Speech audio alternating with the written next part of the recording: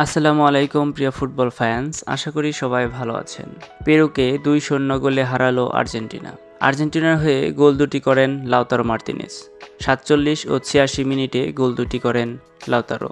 আগেই জানা ছিল যে এই ম্যাচে মেসি নামবেন না, ডি মারিয়া নেমেছিল, আলেহান্দ্রো গার্নাচো সুযোগ পেয়েছিল। দুর্দান্ত খেলেছে আর্জেন্টিনা। ফার্স্ট হাফে গোল না পেলেও সেকেন্ড হাফে নেমে ঠিকই গোল আদায় করে নিয়েছে। তো চলুন দেখি দুটো দলের ম্যাচ স্টার্টস। আর্জেন্টিনার টোটাল শট 12টি, পেরুর 6টি। শট অন টার্গেটে আর্জেন্টিনার 6টি, পেরুর 1টি।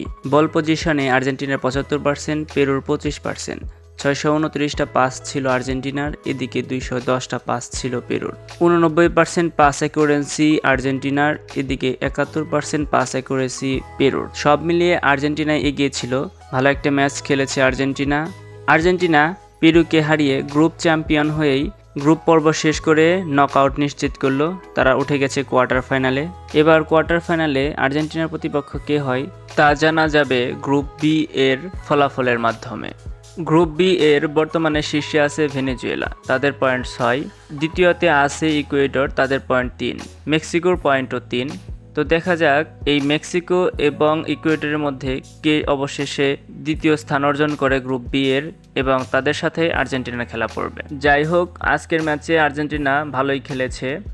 লাউতারোর আরও একটি গোল পেরুর গোলকিপার থামিয়ে না দিত, তাহলে আরেকটি গোল লাউতারো পেতে পারতো, হ্যাট্রিক হতে পারতো লাউতারো মার্তিনেজের। এদিকে লিয়ান্ড্রো প্যারেদেজের পেনাল্টি যদি মিস না হতো তাহলে আর্জেন্টিনা আরও একটি গোল পেতে পারত। এমি মার্তিনেজ অসাধারণ একটা সেভ দিয়ে আর্জেন্টিনাকে আবারও আরেকটা গোল থেকে বাঁচিয়ে দিয়েছে। তো সবশেষে আর্জেন্টিনা আজকের ম্যাচে ভালোই খেলেছে।